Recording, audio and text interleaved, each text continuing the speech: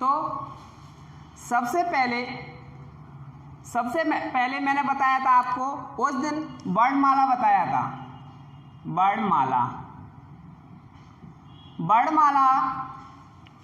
वर्णमाला के बारे में बताया था कि वर्णमाला क्या होती है।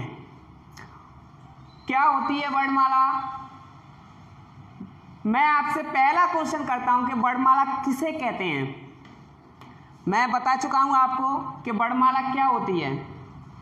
पहले वीडियो में मैंने आपको बताया था वर्णमाला किसे कहते हैं। कोई छात्र मुझे कमेंट्स में बताए कि वर्णमाला की परिभाषा बताए कि वर्णमाला किसे कहते हैं। वर्णमाला किसे कहते हैं? कोई छात्र मेरे प्रश्न का उत्तर देगा।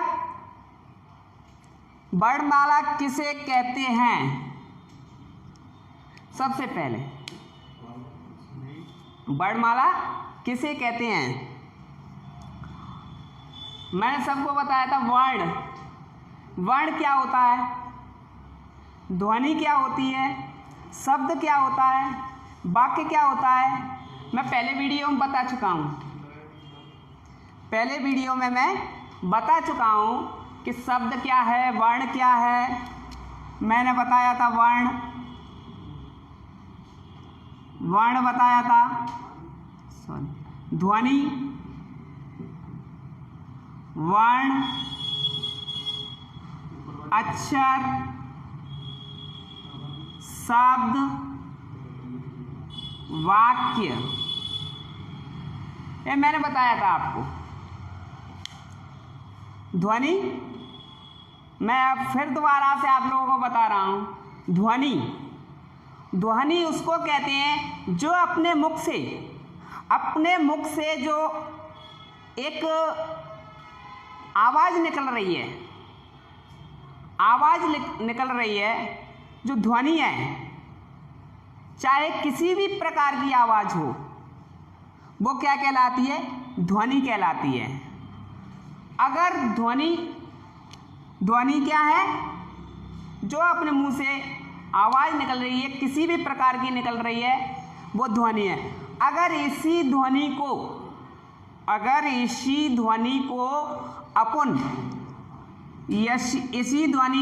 अपन उच्चारण किया जाए उस ध्वनि का, और उच्चारण करके इसको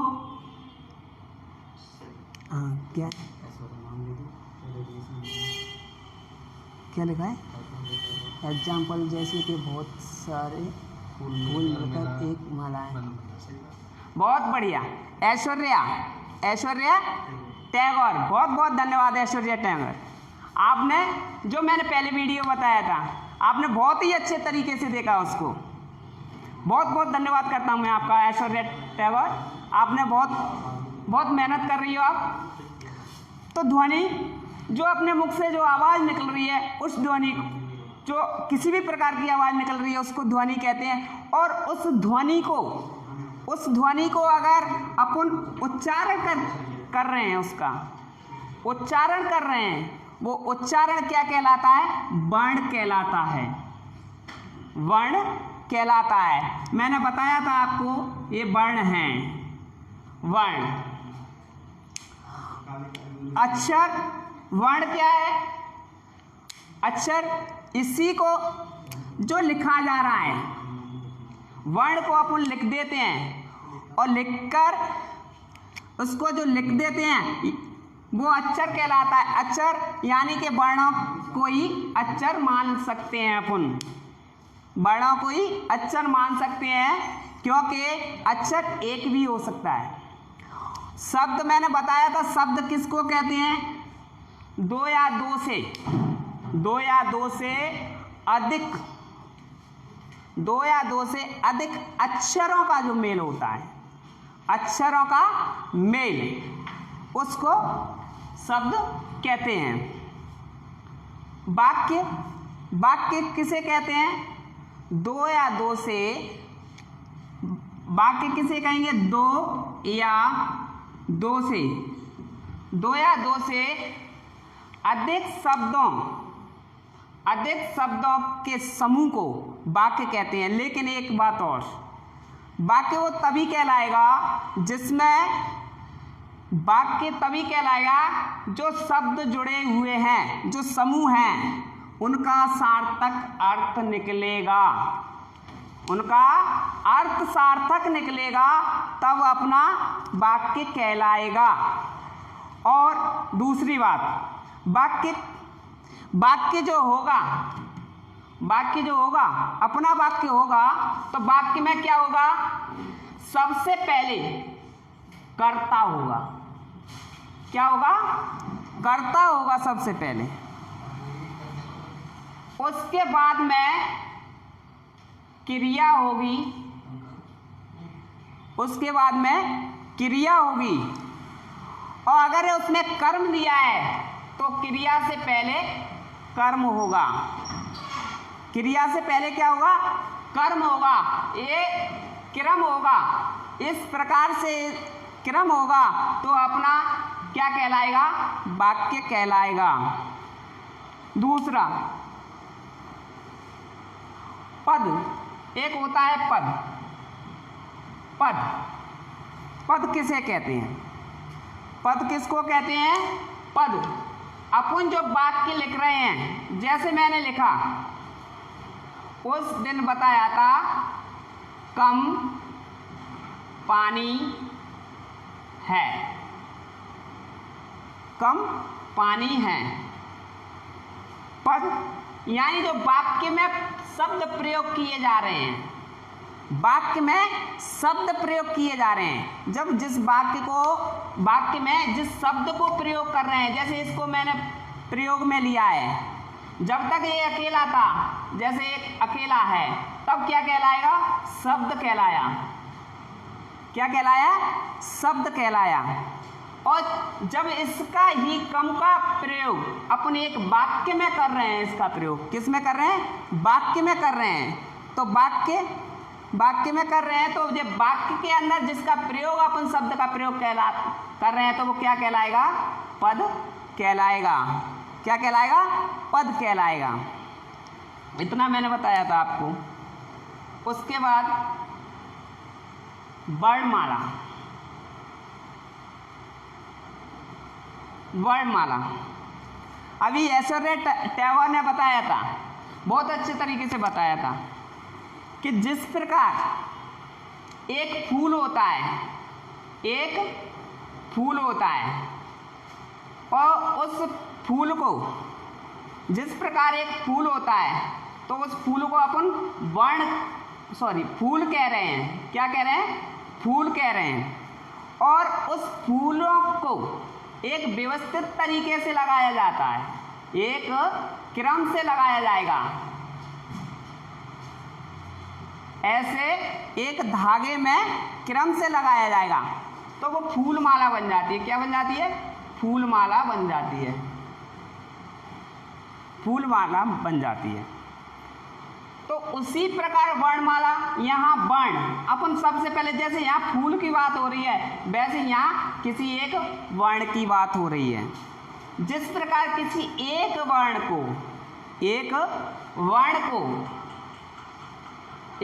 को क्या कहेंगे, ये वर्ण कहलाएगा। ये क्या कहलाएगा, वर्ण कहलाएगा।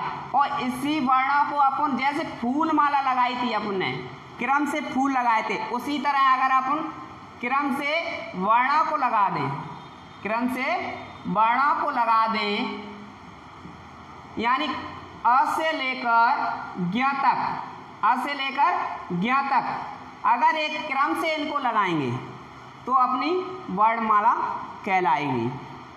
या दूसरा भी उदाहरण ले सकते हैं, जैसे एक थाली है, एक थाली है, और उस थाली के अंदर ज़्यादा से ज़्यादा ये क्या डले हुए हैं, मोती डले हुए हैं। ये मोती डले हुए हैं, बिखरे पड़े हुए हैं, ये मोती बिखरे पड़े हुए हैं। और इसमें से मैं कोई एक मोती निकाल लूँ, तो इस जो बिखरा पड़ा हुआ है एक मोती है, तो उसको मोती कहेंगे, अकेला मोती है। और अगर मैं इसी मोतियों को एक धागे में पिरो दूं,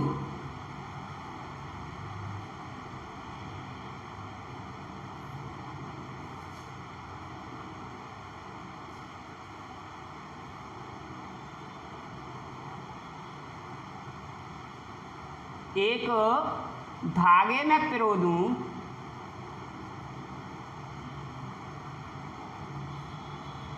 एक धागे में पिरो दूं, धागे में पिरो दूं तो ये क्या कहलाएगी? मोतियों की माला कहलाएगी। मोतियों की माला कहलाएगी। क्या कहलाएगी? मोतियों की माला कहलाएगी। उसी प्रकार ये वर्ण हैं, अगर इन वर्णों को एक व्यवस्थित तरीके से लिख दूं, एक क्रम से लगा दूं, तो वो वर्णमाला कहलाएगी। ठीक है दोस्तों। इसके बाद अब आता है अपना, मैंने बताया था कि जो वर्णमाला है, वर्णमाला है उसको कितने भागों में बांटा गया है? वर्णमाला को कितने भागों में बांटा गया है? मूल रूप से 2 भागों में, एक स्वर और दूसरा व्यंजन। एक स्वर, दूसरा व्यंजन, 2 भागों में इसको बांटा गया है, स्वर और व्यंजन। पहली बात, स्वर। स्वर किसे कहते हैं? स्वर किसे कहते हैं? देखिए, स्वर और व्यंजन में क्या अंतर होता है? स्वर जो होता है वो स्वतंत्र होता है। कैसा होगा? स्वतंत्र होगा, उसको किसी की सहायता की जरूरत नहीं है, किसी की सहायता की जरूरत नहीं है। स्वर को, स्वर को किसी की सहायता की जरूरत नहीं है, क्योंकि ये कैसा है? स्वतंत्र है, स्वतंत्र है, स्वतंत्र है। और व्यंजन होगा, व्यंजन क्या होगा? स्वर पर निर्भर होगा, स्वर पर निर्भर होता है व्यंजन, ये स्वतंत्र नहीं होता है। स्वर, स्वर को संस्कृत में अच भी कहते हैं। स्वर को संस्कृत में अच कहते हैं, अच।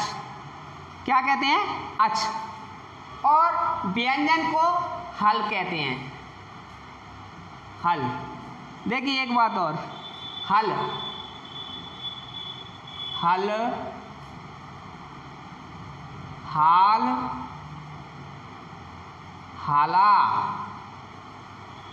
हल, हाल, हाला और एक हल, चारों में अंतर है, चारों में अंतर है। हल, ये हल संस्कृत का, हल का अर्थ होता है हलंत, हलंत, यानी कि जो व्यंजन है, और हलंत जो व्यंजन है इसका अर्थ होता है आधा। जो व्यंजन होगा वो कैसा होगा? आधा होता है व्यंजन, जब तक उसके साथ स्वर का प्रयोग नहीं होगा, जब तक उसके साथ स्वर प्रयोग में नहीं लेंगे। जैसे मैंने एक क किया, क लिखा, जब तक इसके साथ कोई स्वर नहीं आएगा, जब तक इसके साथ कोई स्वर नहीं आएगा तब तक ये पूरा नहीं होगा। और ये हलंत लगा हुआ है, इसका अर्थ क्या है कि ये जो व्यंजन है वो क्या है? अधूरा है। हल, हलंत यानी कि आधा। हल, हल किसे कहते हैं? हल, हल का अर्थ क्या होता है? एक हल किसको कहते हैं? एक हल कहते हैं उसको जो एक खेत में चलाया जाता है, हल। जो बैलों द्वारा खेत में किसान उसको चलाता है, उसको हल कहते हैं। एक तो हल जो किसान खेती करने का, खेती करने का साधन, खेती करने का साधन, एक तो खेती करने का साधन होता है उसको हल कहते हैं। और एक हल किसको कहते हैं? यानी कि समाधान, समाधान, समाधान, यानी कि जैसे उसका समाधान निकल रहा है, कोई समस्या है उसका समाधान निकल रहा है, उसको हल कहते हैं। हाल, हाल किसे कहेंगे? हाल, हाल का अर्थ होता है इसी समय, इसी समय कहते हैं ना, हाल ही उसने ये कार्य किया, यानी हाल ही उसने ये कार्य किया तो इसी समय उसने ये कार्य किया। यानी कि जैसे मोहन हाल ही में गया, हाल ही गया है कहते हैं, तो हाल ही गया यानी इसी समय गया है मोहन, हाल। और हाला, हाला का अर्थ क्या होता है? हाला, हाला कहते हैं मदरा को। किसको?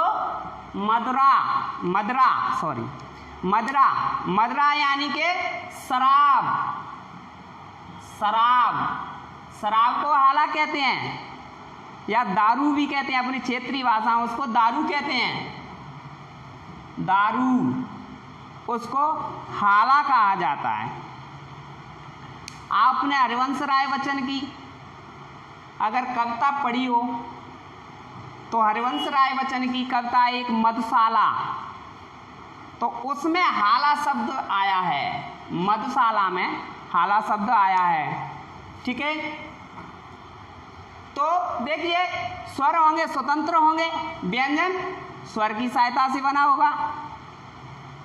दूसरा, व्यंजन स्वर की सहायता से बना होगा, और स्वर को क्या कहते हैं? संस्कृत में अच कहते हैं। क्या कहते हैं? अच। संस्कृत में स्वर को अच कहा जाता है। अब आती है स्वर को कितने भागों में बांटा गया है, स्वर को कितने भागों में बांटा गया है। तो स्वर देखिए, मैंने बताया, पहली वीडियो में भी बता चुका हूँ, कोई कमेंट्स में बताए मुझे कि स्वर को कितने भागों में बांटा गया है, कोई बताए कमेंट्स में स्वर को कितने भागों में बांटा गया है। कौन बताएगा?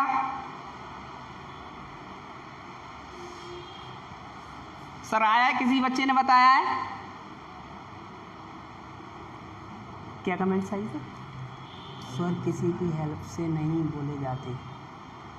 अच्छा, बस ये क्या है? एरसर रिटर्न, हाल मतलब तुरंत। हाँ, दीपू राजा बिहार सर, हाँ ऐश्वर्य टैगोर, सही कहा। स्वर स्वतंत्र होते हैं, किसी की हेल्प नहीं होती है स्वर को, क्योंकि वो स्वतंत्र हैं। देखिए जैसे मैंने लिखा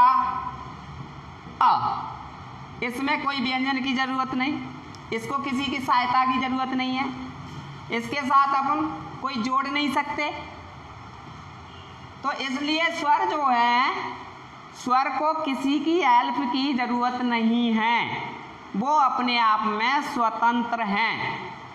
बहुत धन्यवाद ऐश्वर्या टैगोर, आपने बहुत अच्छा आंसर दिया।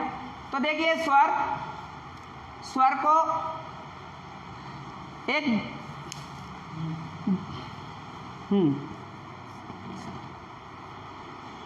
हाँ, स्वर को 4 भागों में, ऐश्वर्या टैगोर ने बताया है, स्वर को 4 भागों में बांटा गया है। लेकिन मैंने बताया था स्वर को 4 भागों में बांटा गया है, 4 भागों में बांटा गया है, बहुत बढ़िया। लेकिन मूल रूप से कितने भागों में बांटा गया है स्वर को? मूल रूप से, बहुत धन्यवाद दीपू राजौरिया, आ गए लाइव क्लास देखने के लिए, बहुत अच्छी बात, धन्यवाद। अपने साथी को कहाँ छोड़े आए? जो पंकज मुनेश, उनको भी बोलो कि लाइव क्लास चल रहा है सर का। सब लोग शेयर कर दें, अपने अपने मित्रों को शेयर करो कि सर लाइव क्लास चल रहे हैं। शेयर का ऑप्शन नीचे दिया हुआ है, उसमें फेसबुक के वो जो अपनी लाइव चल रही है उसके नीचे शेयर का ऑप्शन दिया गया है, उस ऑप्शन पर क्लिक करो और सभी दोस्तों को, सभी अपने मित्रों को, सबको शेयर कर दो। सर लाइव क्लास चल रहे हैं, ठीक है। तो 4 भागों में पहला आता है अपना ह्रस्व स्वर। ह्रस्व स्वर, ह्रस्व का अर्थ क्या होता है? छोटा। ह्रस्व यानी छोटा। दूसरा आता है दीर्घ स्वर।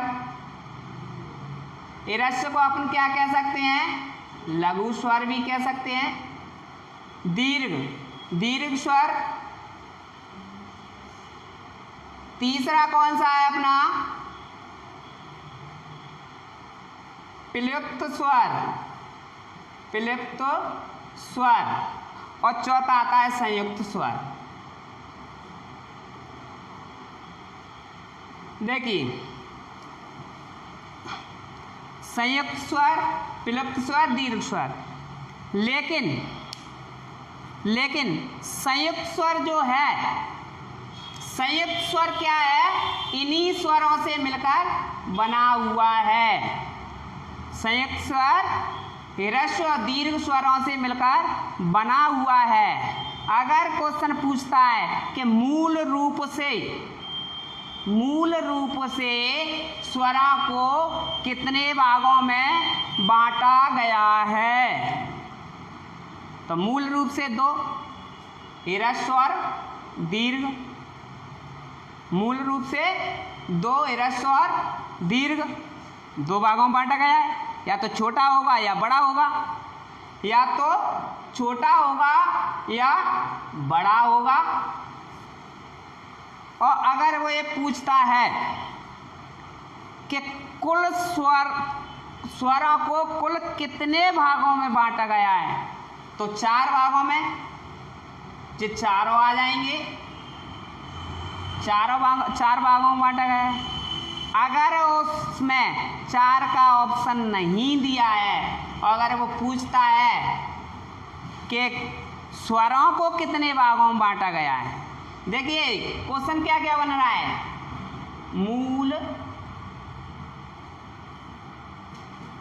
मूल स्वर, स्वरों के भाग, मूल स्वरों के भाग 2। मूल स्वरों के भाग कितने हैं? 2। अगर वो पूछता है कुल स्वरों के भाग 4, कुल स्वरों के भाग 4। अगर वो पूछता है स्वरों के भाग 3। देखिए अब एक पूछेगा वो, चाहे तो मूल स्वर पूछ लेगा, चाहे कुल स्वर पूछ लेगा या स्वर पूछ लेगा।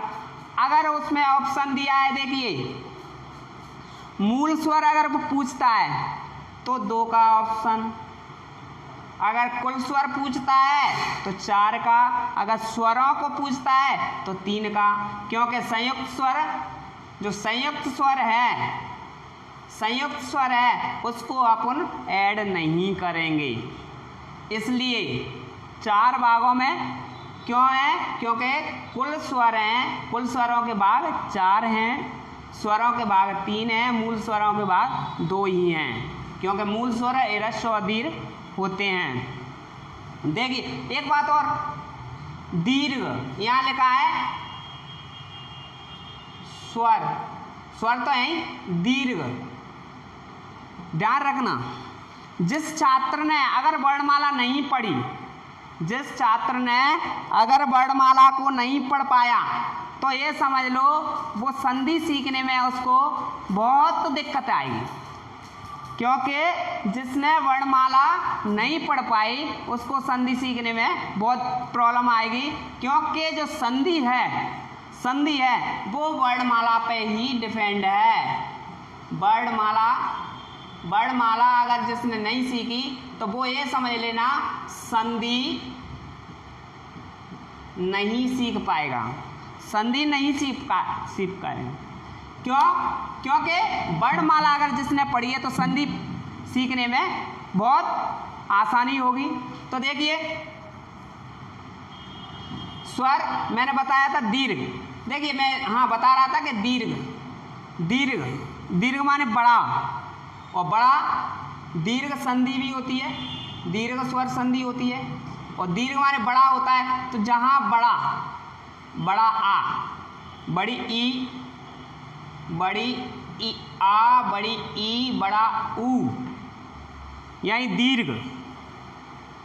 तो इससे भी अपन संधि में प्रयोग में आएंगे दीर्घ स्वर। ठीक है, इसके बाद में देखिए स्वर कौन कौन से हैं।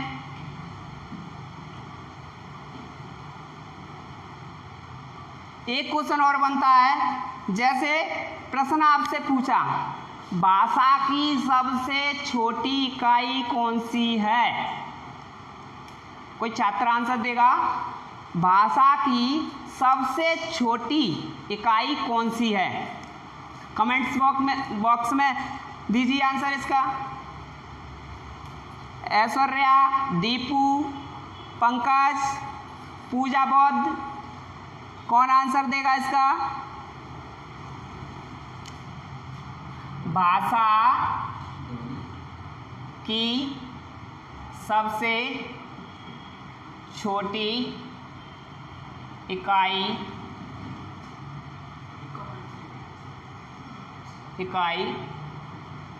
कौन सी है। हाँ, संजना गौर। ध्वनि, बहुत धन्यवाद संजना गौर। ध्वनि, देखिए ध्वनि, भाषा की सबसे छोटी इकाई कौन सी है, ध्वनि है। क्योंकि जब तक ध्वनि नहीं होगी, ध्वनि अगर नहीं होगी तो भाषा बन ही नहीं सकती। क्योंकि जो मुख से ध्वनि निकल रही है, अपन ध्वनि जब तक निकलेगी नहीं, कोई उस ध्वनि को सुनेगा नहीं, ध्वनि आवाज ही नहीं निकल रही, तो भाषा बन ही नहीं सकती। इसलिए भाषा की सबसे छोटी इकाई कौन सी है, ध्वनि है। बहुत धन्यवाद संजना गौर। इसके बाद एक बात, स्वर को संस्कृत में क्या कहा था मैंने, स्वर का एक नाम और है, स्वर का एक नाम और है, और वो है स्वन। ध्यान रखना, कभी कभी वो पूछ लेता है, ऑप्शन में दे देता है स्वर का नाम क्या है, एक और नाम क्या है, स्वन। स्वन क्या नाम है, स्वन। तो स्वर का एक नाम और स्वन होता है। इसके बाद देखिए अब स्वर होते कौन कौन से हैं।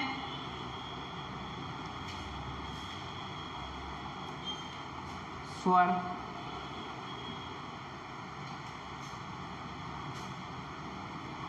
अ, आ, ए,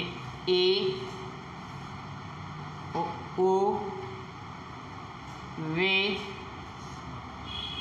ए, ऐ, ओ और औ, अंग, अह। देखिए ये अपने स्वर हैं,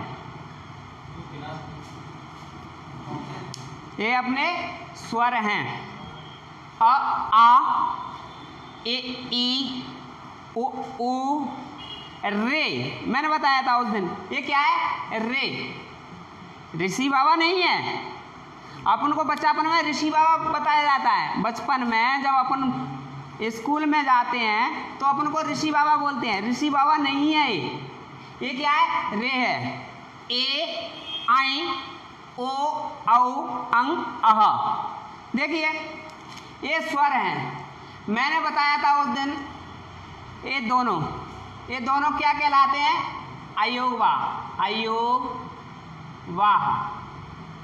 अयोगवाह कहलाते हैं। इसको अनुस्वार बोलते हैं, मैंने बताया था। इसको विसर्ग बोलते हैं। ठीक है, और ये सभी स्वर हैं। अब दूसरा क्वेश्चन था, उस दिन मैंने बताया था कि स्वर जो है उसको बांटा गया है ईरस्व स्वर। देखिए ईरस्व स्वर, ईरस्व स्वर को मूल स्वर भी कहते हैं, मूल स्वर, लघु स्वर भी कहते हैं। ईरस्व स्वर, मूल स्वर, लघु स्वर कितने हैं, कौन कौन से हैं मैंने बताया था, अ, ए, ओ और रे। मूल स्वर कितने हैं अपने, 4, मूल स्वर 4 हैं, अ, ए, ओ, रे, अ, ए, ओ और रे, ये मूल स्वर 4 हैं। ठीक है, वो ईरस्व स्वर के नाम से भी पूछ सकता है, मूल स्वर के नाम से भी पूछ सकता है और लघु स्वर के नाम से भी पूछ सकता है। ठीक है, उसके बाद मैंने बताया दीर्घ स्वर। दीर्घ स्वर को गुरु भी कहा जाता है, गुरु स्वर।